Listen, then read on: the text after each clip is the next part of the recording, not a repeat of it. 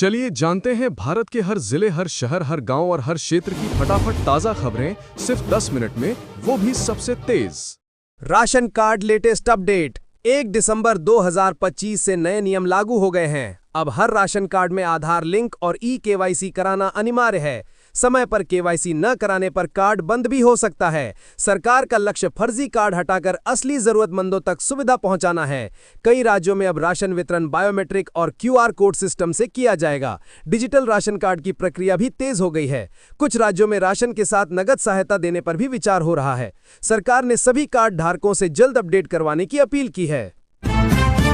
PM किसान योजना 21वीं किस्त जारी। देश भर के किसानों के लिए बड़ी अपडेट है। सरकार ने पीएम किसान योजना की 21वीं किस्त जारी कर दी है और किसानों के खातों में 2000 रुपए पहुंच चुके हैं। इसके साथ ही सरकार ने किसानों से कहा है कि अगली किस्त समय पर मिले, इसके लिए आधार लिंक, बैंक डिटेल और केवाईसी तुरंत अपडेट करवा लें।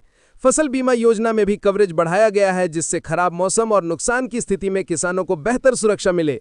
कृषि मंत्रालय 2025-26 से डिजिटल फार्मर रजिस्ट्री और डिजिटल क्रॉप सर्वे लागू करने की तैयारी कर रहा है। नवंबर में ट्रैक्टर की बिक्री 23% बढ़ी, जो बताती है कि खेती का माहौल मजबूत हो रहा है। कई राज्यों में फसलों के मॉडल रेट भी घोषित किए गए हैं। सरकार का फोकस खेती की लागत घटाकर किसानों की आमदनी बढ़ाने पर है। कुल मिलाकर 2025 किसानों के लिए योजनाओं, किस्तों और बाजार सुधारों के साथ राहत और उम्मीद लेकर आया है।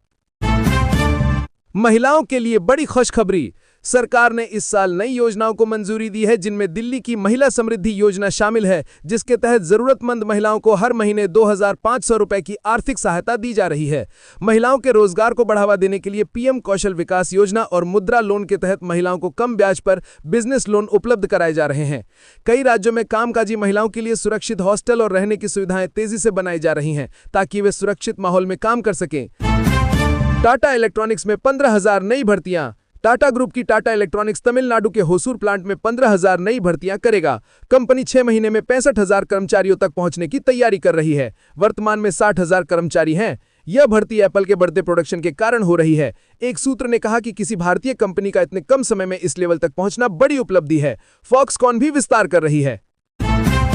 राबड़ी देवी पर सरकारी बंगले का दबाव। बिहार की पूर्व मुख्यमंत्री और विधान परिषद में नेता प्रतिपक्ष राबड़ी देवी पर सरकारी बंगला खाली करने का दबाव बढ़ रहा है। उनका परिवार अब पटना के दानापुर ब्लॉक में अपने निर्माणाधीन घर में शिफ्ट होने की योजना बना रहा है। शनिवार को राजद प्रमुख लालू प्रसाद ने खुद दानापुर के महुआ बाग इलाके में अपने नए घर के निर्माण कार्य का जायजा लिया। नेशनल हेराल्ड मामला, कांग्रेस का हमला। सोनिया राहुल पर नई एफआईआर के बाद कांग्रेस ने केंद्र सरकार और एजेंसियों पर तीखा हमला बोला है। पार्टी का आरोप है कि ईडी, सीबीआई और चुनाव आयोग का दुरुपयोग कर विपक्ष को निशाना बनाया जा रहा है। वोटर लिस्ट में छेड़छाड़ का आरोप लगाया गया है। कांग्रेस ने इसे लोकतंत्र पर गंभीर संकट बताया है।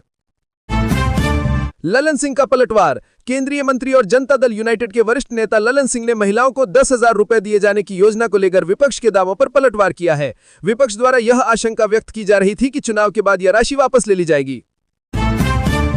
पाकिस्तान में विवाद, इमरान खान की बहनों पर हमला।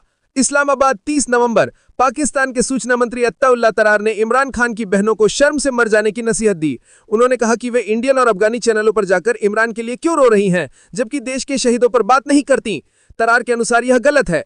उन्होंने दावा किया कि इमरान खान ठीक हैं और ट्रेडमिल पर दौड़ते हैं। बांग्लादेश हसीना प्रत्यर्पण। बांग्लादेश ने कहा कि हसीना के प्रत्यर्पण की उम्मीद है, पर यह मुद्दा भारत से संबंधों में बाधा नहीं बनेगा। विदेश सलाहकार मोहम्मद तौहीद हुसैन ने कहा कि हसीना अब एक घोषित आबादी है, इसलिए वापसी की उम्मीद है। पिछले साल मौत की सजा सुनाई गई थी। हुसैन ने कहा कि भारत को नई वास्तविकताओं के साथ तालमेल बिठाने के लिए समय चाहिए। भारत को प्रत्यर्पण के लिए अनुरोध भेजा गया था। दिसंबर के पहले दिन 19 किलोग्राम वाले कमर्शियल एलपीजी सिलेंडर का रेट सरकार ने 10 रुपए घटा दिया है। दिल्ली में कमर्शियल एलपीजी सिलेंडर अब 1580 रुपए 50 पैसे में मिलेगा।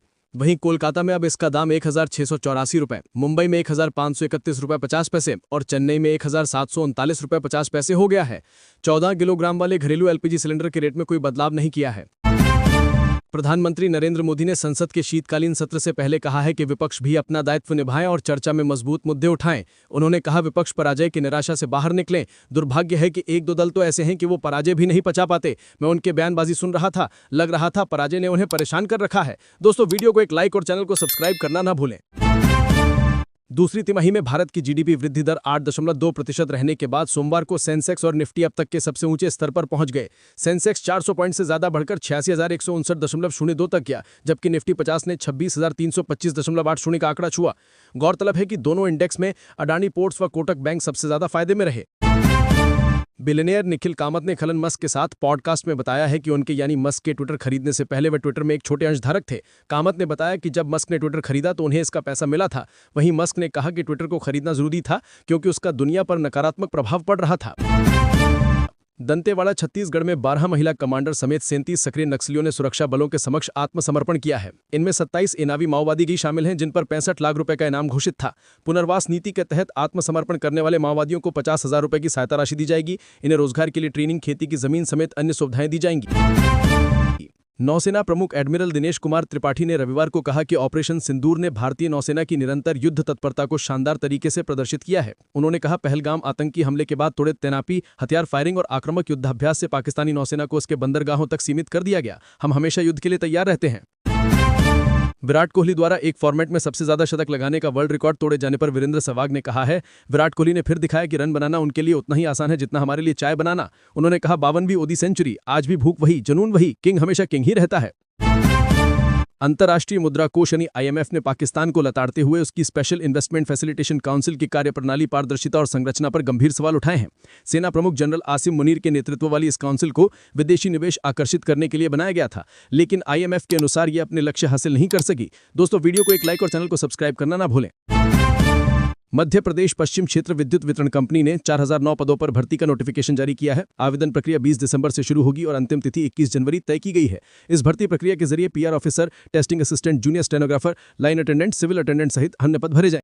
बिहार के मुख्यमंत्री नीतीश कुमार ने एक्स पर घोषणा कर दी है कि अगले 5 वर्षों यानी 2025 से 2030 के बीच 1 करोड़ युवाओं को नौकरी और रोजगार देने का टारगेट सेट कर दिया गया है। विभागों को आदेश दे दिया गया है कि सभी खाली पदों की पूरी सूची 31 दिसंबर 2025 तक सौंप दो। बिहार में रोजगार का सबसे बड़ा मिशन एक्टिवेट हो चुका है। सम्राट चौधरी ने गृह मंत्री बनते ही धमाका कर दिया है। 400 माफियाओं की सूची तैयार हो चुकी है। कोर्ट का आदेश मिलते ही सबकी संपत्ति जब्त कर दी जाएगी। स्कूल कॉलेज के बाहर घूमने वाले रोमियो पर भी कड़क कार्रवाई शुरू होगी। बिहार में लॉ एंड ऑर्डर का टर्बो मोड ऑन हो चुका है।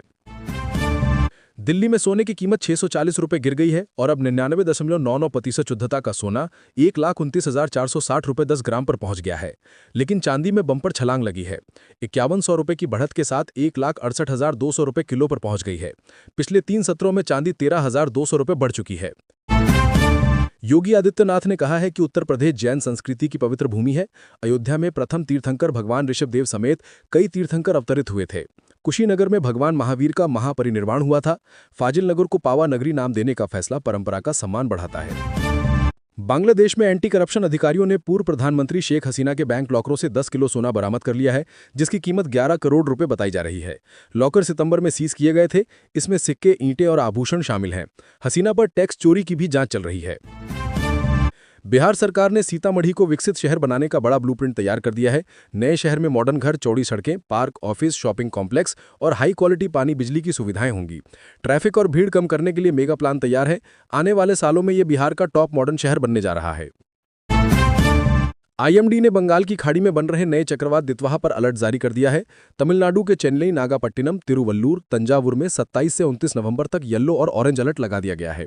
तेज हवाएं और भारी बारिश की संभावना है। टी सीरीज के संस्थापक गुलशन कुमार का श्री हनुमान चालीसा वीडियो इतिहास बन चुका है। ये भारत का पहला वीडियो बन गया है जिसे यूट्यूब पर 5 बिलियन से ज्यादा व्यूज मिल चुके हैं। ये global top 10 most viewed videos of all time में शामिल हो गया है। असम विधानसभा ने बहुविवाह पर प्रतिबंध लगाने वाला बिल पास कर दिया है। नियम तोड़ने पर 7 साल की सजा और 1.5 लाख का जुर्माना लगेगा। शेड्यूल्ड ट्राइब और छठी अनुसूची वाले क्षेत्र इस कानून से बाहर हैं। धोखा देकर दूसरी शादी करने पर 10 साल जेल का प्रावधान है। ढाका की अदालत ने शेख हसीना को भ्रष्टाचार में दोषी ठहराकर 3 भूखंड के मामले में 7-7 साल की सजा सुना दी है। कुल 21 साल की सजा हो चुकी है। इससे पहले ICT ने उन्हें मौत की सजा सुनाई थी। एप्पल 11 दिसंबर को नोएडा यूपी में अपना 5वां स्टोर खोलने जा रही है। इस साल ये तीसरा आउटलेट होगा। भारत में तेजी से बढ़ते यूजर बेस और डिमांड के कारण कंपनी ऑफलाइन नेटवर्क को फास्ट एक्सपैंड कर रही है। इमरान खान के बेटे कासिम खान ने दावा किया है कि उनके पास अपने पिता के जिंदा होने का कोई सबूत नहीं है। इसके बाद खैबर पख्तूनख्वा के मुख्यमंत्री और PTI कार्यकर्ता अदियाला जेल के बाहर धरने पर बैठ गए हैं। पाकिस्तान में हलचल मच गई है।